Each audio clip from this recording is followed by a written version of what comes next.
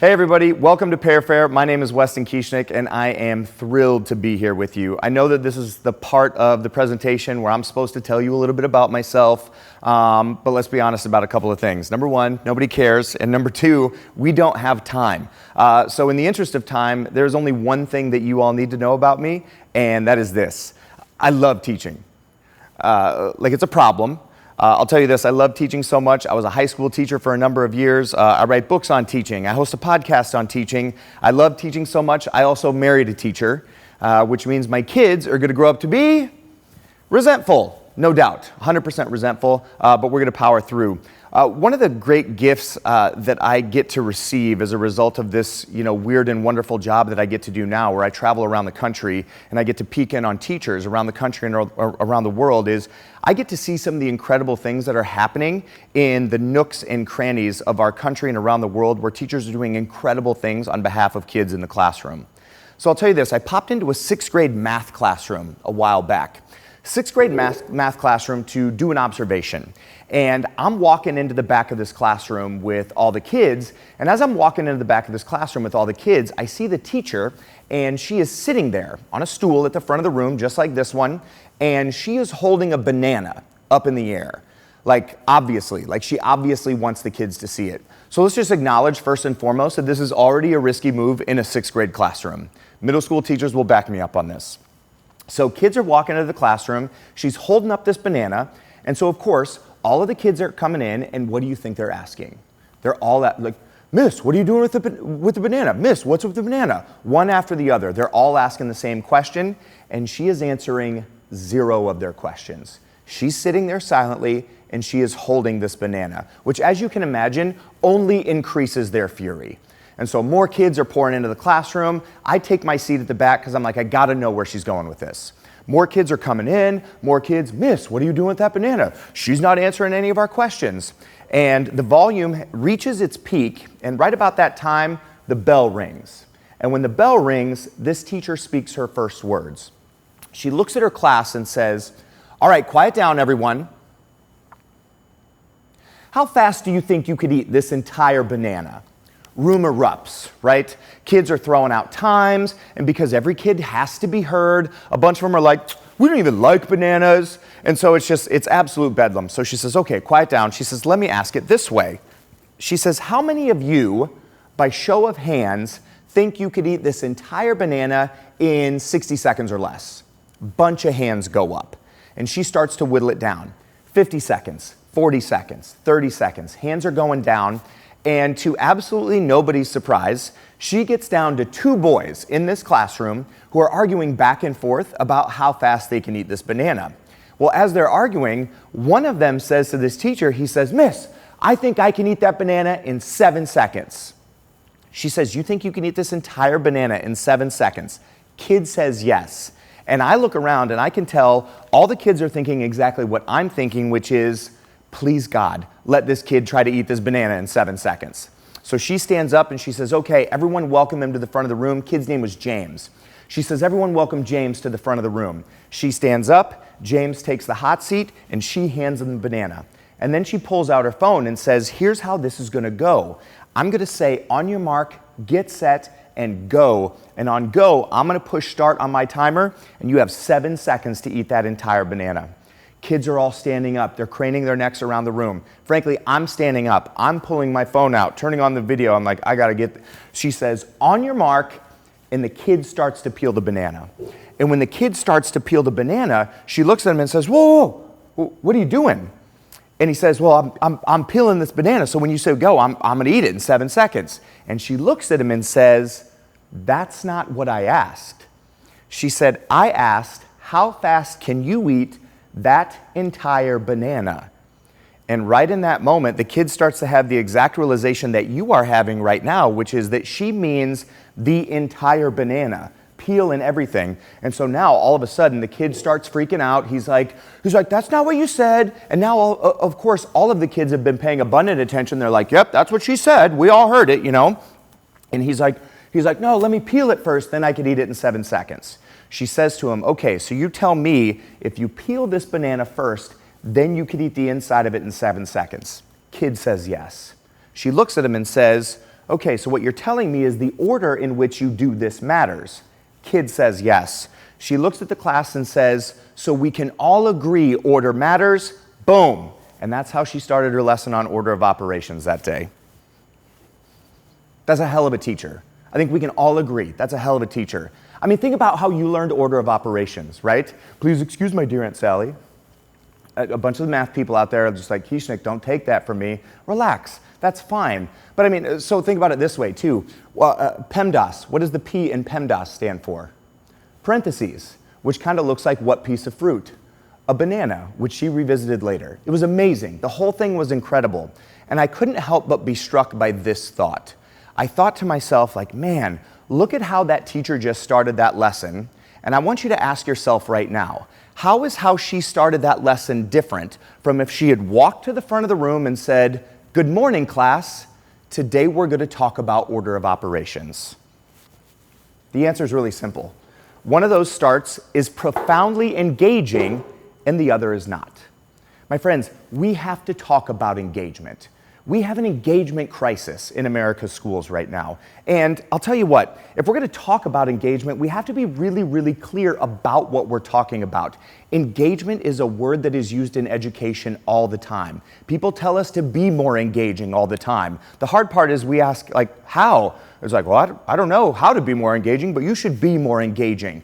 We use this word in education all the time. So let's develop some clarity about what we're even talking about when we talk about engagement. So first and foremost, if we're going to talk about it, we have to understand what it is. Here's how I define engagement. Too many people use the word engagement and fun as though they are synonyms. They are not. Let me be clear. I have no interest in helping you all become the fun teacher. We are not in the business of edutainment, nor are we held accountable to fun. I do, however, have abundant interest in helping people become more engaging teachers. And if we're going to be serious about engagement, we have to understand what we mean. Here's how I define engagement. I define engagement as curiosity, participation, and the desire to persevere. If those three things are present, then we know kids are engaged. If kids are curious, if they are participating, and if they have a desire to persevere regardless of the level of rigor in the task, we know that kids are engaged.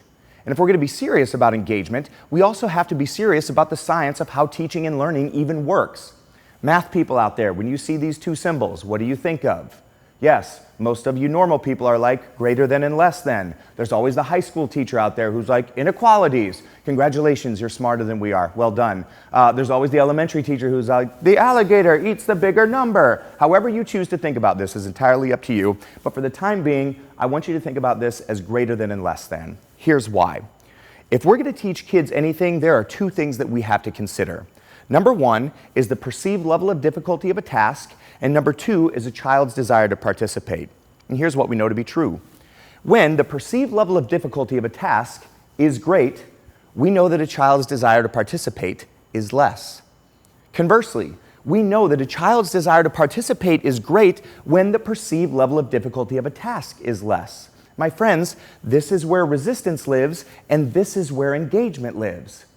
I'll tell you this, if we're going to engage kids, we have to understand that kids disengage from us when things seem too difficult. Why is that? Is it because kids are afraid of difficult things? Is it because kids are afraid of failure? No. Hear me clearly. Kids are not afraid of failure. You know what they're afraid of? Humiliation. If you don't believe me, go watch a kid play video games. They will try and fail and try and fail and try and fail. Go watch a kid learn how to skateboard. They will try and fail and try and fail. Kids are not afraid of failure, they're afraid of humiliation. And so if that's the case, how do we account for that? What do we need to understand about kids? What do we need to understand about engagement? First and foremost, let's understand that curiosity is a prerequisite to engagement. Curiosity is a prerequisite to engagement. It has to come first. Here's the beautiful news. There is nothing you have to do to cultivate curiosity in your classroom. Zero. Kids bring it with them every single day. Kids walk into your classroom with curiosity every single day, and they give you evidence of it. Kids walk into our classrooms, they give us evidence of that curiosity every day. You know how we know this to be true? Because they ask us the same stupid question every single day. Hey, what are we doing today? Or my favorite is a high school teacher, Kieschnick, we doing anything today? Holy hell, like what a great idea. I hadn't even thought of doing something today. What an awesome plan. Okay? Kids walk in, think about it, kids walk in with curiosity every single day. And what do we do with that curiosity 9 times out of 10? We squash it. We blow it. We blow the punchline of our own joke with this phrase right here. Good morning, class. Today we are going to insert boring thing here. Or worse, good morning, class. Today we are going to insert thing you don't care about here.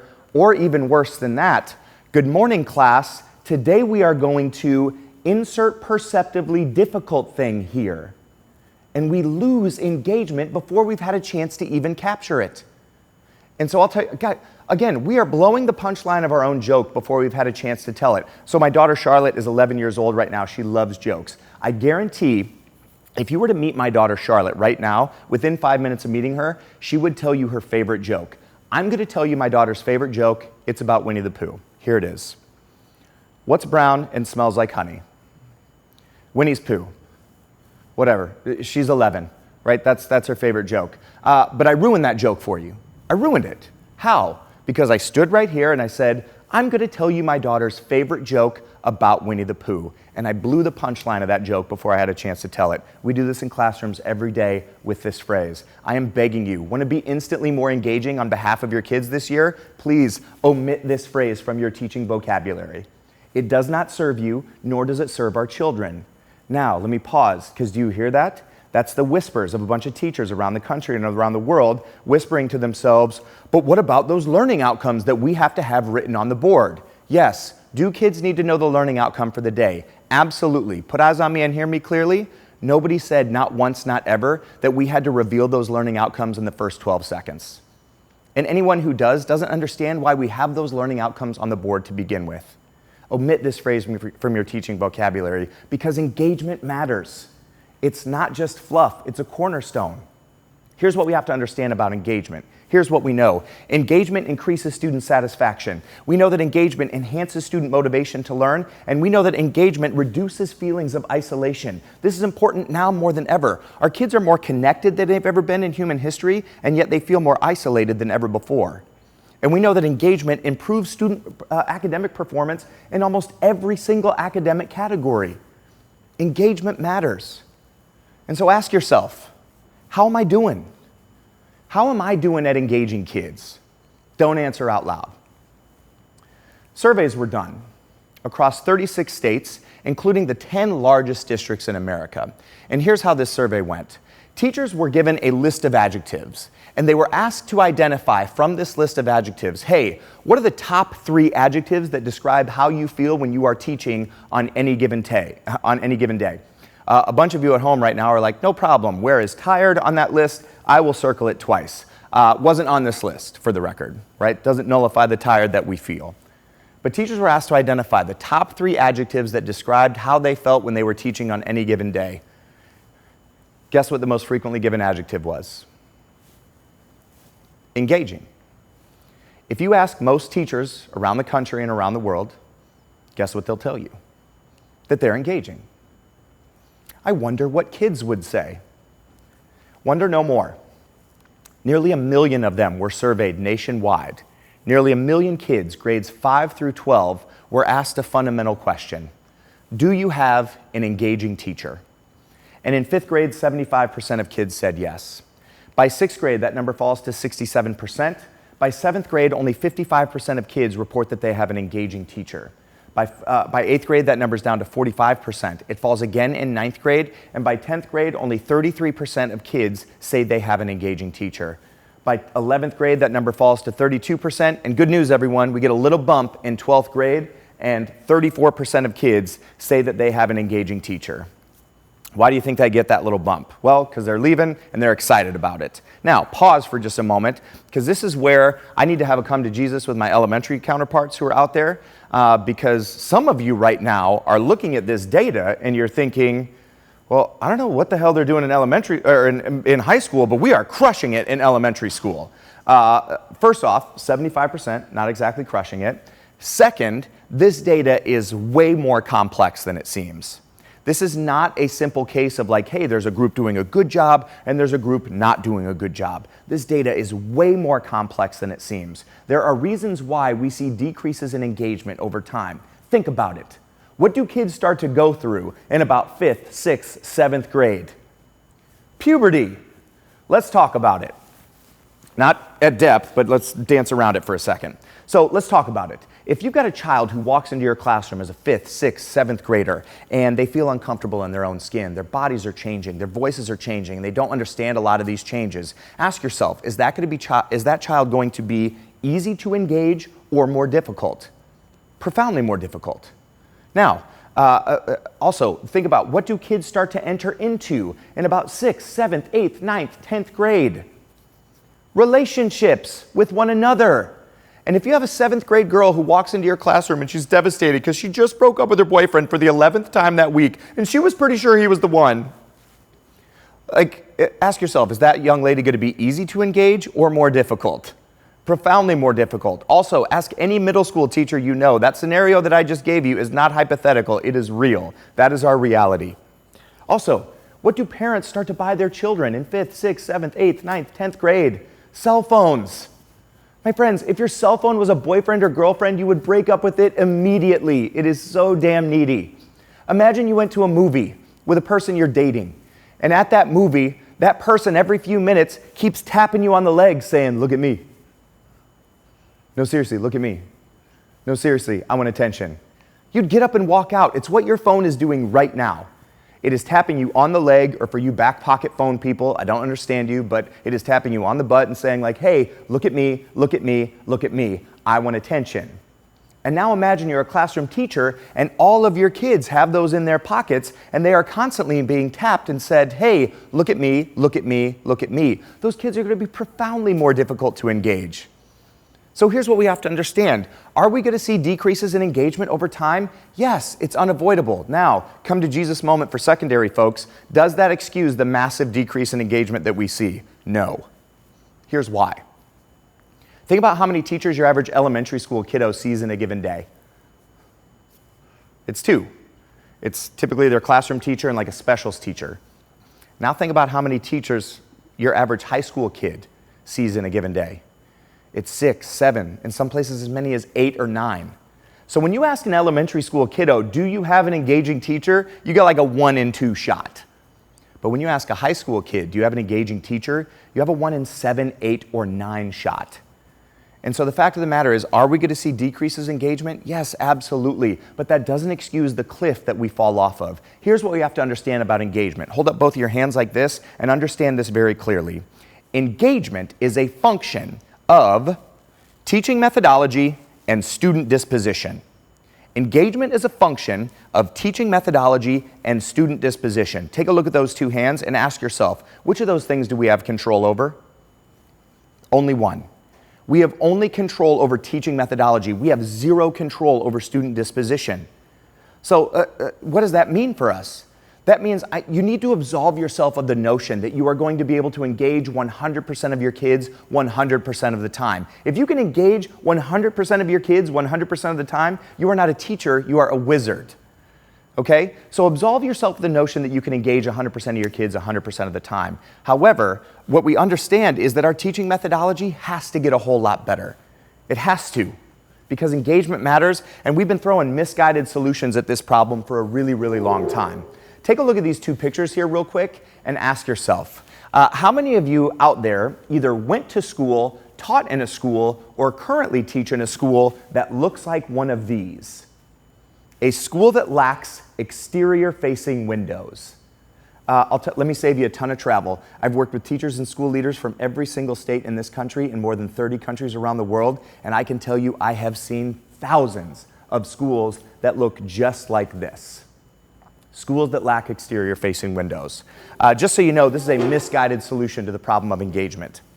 In the late 1950s and early 1960s, a new technology emerged in our schools. You know what it was? No, not overhead projectors. It was air conditioning. Air conditioning emerged, and overnight, this presented a new problem for facilities managers because overnight, our school buildings became very, very expensive to both heat and cool. And so what happened was facilities managers were looking at places in their buildings where they were losing energy efficiency. Guess where the first place they looked was? The windows. Now, round about the same time, educational researchers and experts got together and were talking about the problem of engagement. This is not a new problem. And as they were talking about the problem of engagement, they were going around to classrooms and making observations of the number of students who were disengaged from learning. Guess what evidence they were collecting as evidence that students were disengaged from learning? They were noting the number of children who were looking out the window. So what happened? Educational experts and facilities managers got together and said, we can solve both of these problems. And they took the windows out of our schools. My friends, I have two fundamental problems with this. Number one, if you can't be more engaging than a window, we have to have a completely different conversation. That's number one. Number two, this is evidence of a thing we do. Rather than investing in the root cause of the problem and solving the root cause of the problem, we try to throw external solutions at the problem. My friends, external solutions are never going to solve the problem of engagement. They'll be part of that solution, but they are not the entirety of that solution. Think about it. It's happening right now. What's the new solution that people are trying to throw at the problem of engagement? It's technology. Technology will not solve the problem of engagement on its own. It just won't. Pear Deck's amazing. Pear Deck on its own will not solve the problem of engagement. However, great teachers who understand how and when to use technology to support great educational strategies to make them more effective and efficient than they've ever been before will absolutely solve the problem of engagement. So how do we solve this problem? Quick question. I'm about to show you 5 songs by 5 different artists from 5 very different periods of time. And I want you to ask yourself real quick, what did the song When Doves Cry by Prince, God Only Knows by the Beach Boys, Respect by Aretha Franklin, Smells Like Teen Spirit by Nirvana, and Single Ladies by Beyonce all have in common? Take a look at all of those songs. They are all wildly different. They are all from different time periods and different genres, and yet they all have something very, very important in common. I'll tell you what it is. Not long ago, Rolling Stone magazine did this really interesting nationwide survey. And Rolling Stone, when they were doing these surveys, they surveyed people across America, and they were trying to identify the top 50 most recognizable, most beloved, and most iconic songs of all time. So after Rolling Stone did these surveys and found the top 50 most recognizable, beloved, and iconic songs of all time, they put out their results. And you should know, all 5 of these songs are on that list. Now, I'm not super interested in Rolling Stone's list of the top 50 most recognizable, beloved, and iconic songs of all time. I'm super interested in what happened after Rolling Stone put out that list. Because after Rolling Stone put out that list, researchers at Columbia University did this really interesting study. They took a look at all of these songs and they asked themselves this question: is there a formula to writing a hit song? And guess what they discovered? There is. Researchers at Columbia found that every single song on that list of Rolling Stone's top 50 most recognizable, beloved, and iconic songs of all time followed this exact format. There's an intro, the first verse, the chorus, the second verse, the chorus. The song will take us to the bridge, the chorus will come around again, and the song ends. Every single song follows this exact formula. Furthermore, researchers also discovered that almost every single song on that list had an average tempo of around 120 beats per minute, averaged out at about 500 beats per song, and only had between 6 and 8 chord changes. Every single one. Why do I share this information with you? Because if we're going to talk about engagement, let's talk about those places in our lives where we seek out engagement. Seek out opportunities to be curious and participate and persevere. Where do you seek out opportunities to be engaged? It's typically in the music that we listen to, the movies and the television that we watch, the books that we read, the stories and the jokes that we're told. And I need you to understand something. Engagement is formulaic.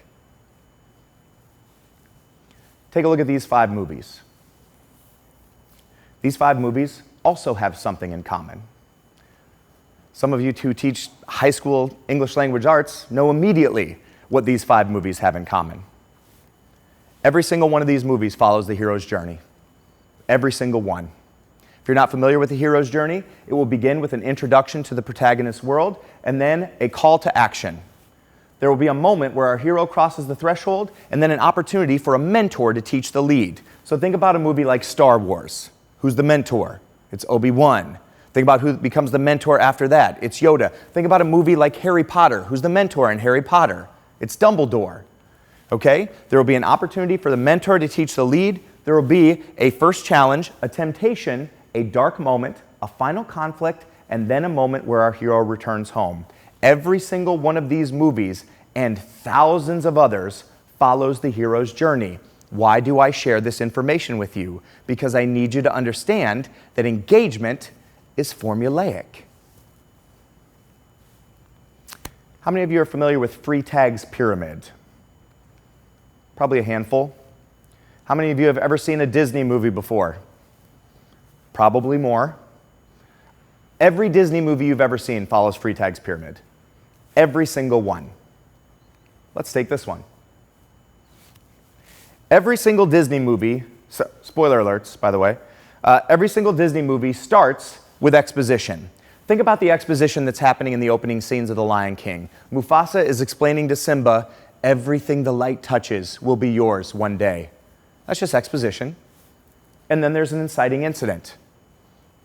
Some of you just went, "Aw." Yes, it's very sad when the artist stops drawing one of the characters, which is what you just said "aw" for.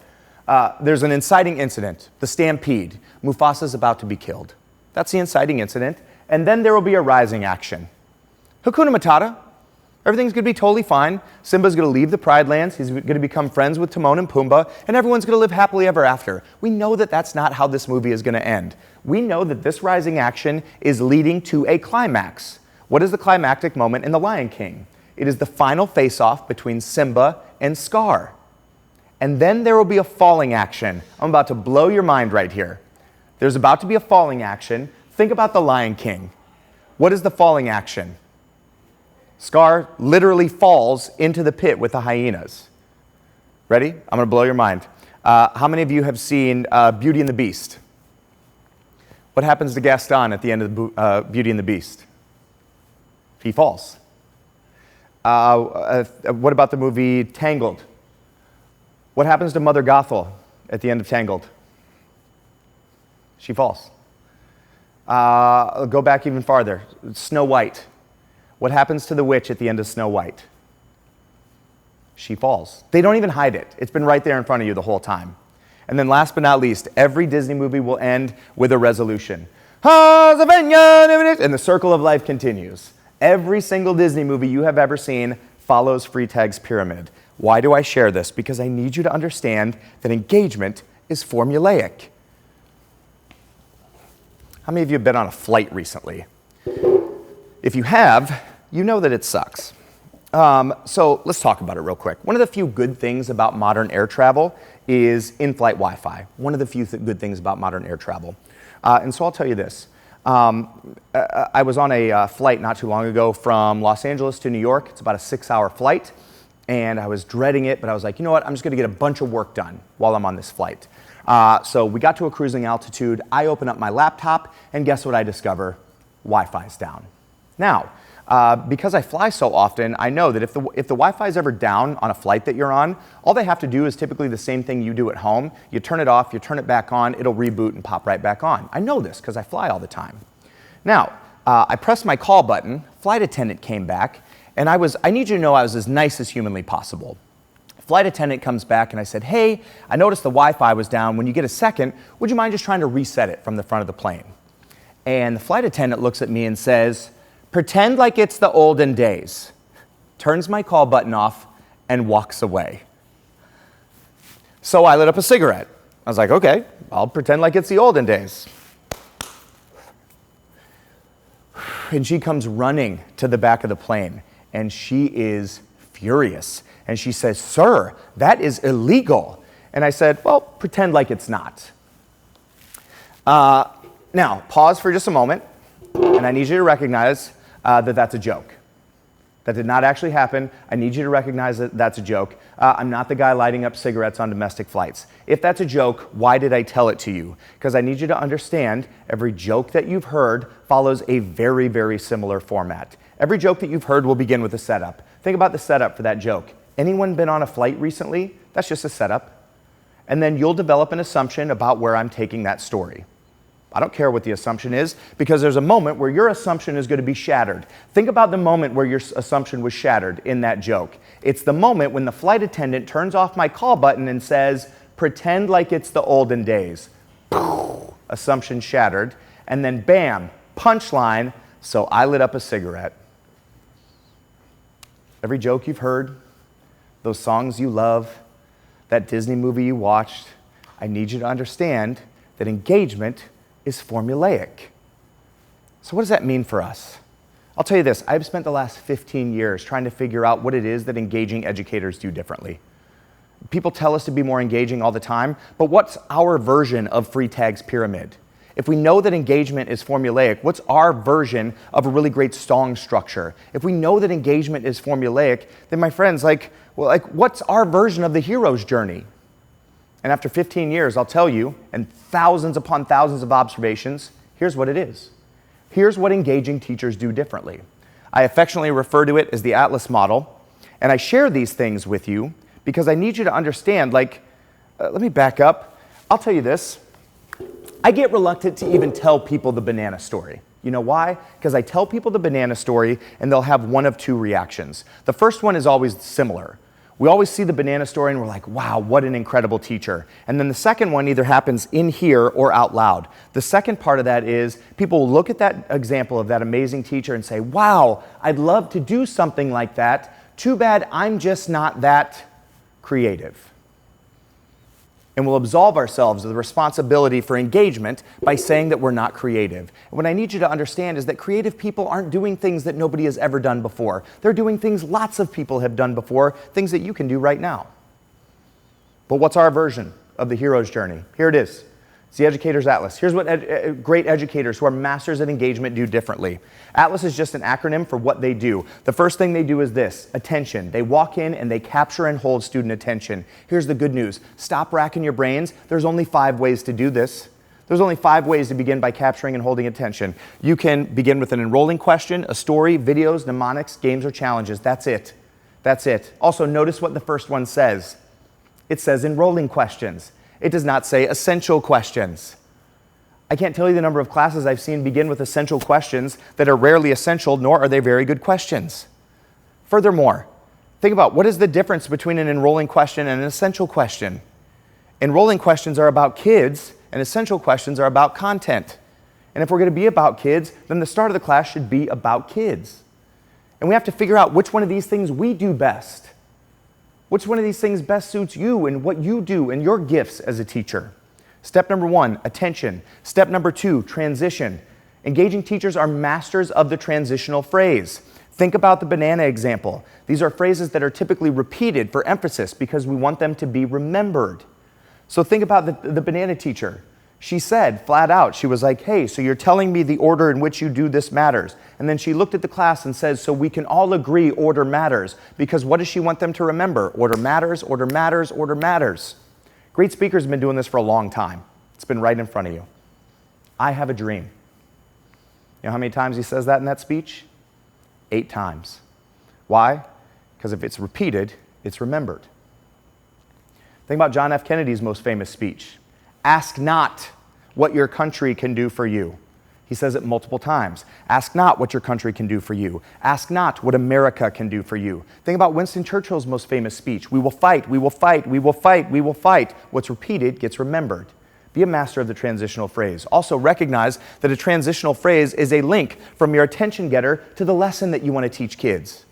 And we got to think about how we're going to deliver that lesson. What's the methodology?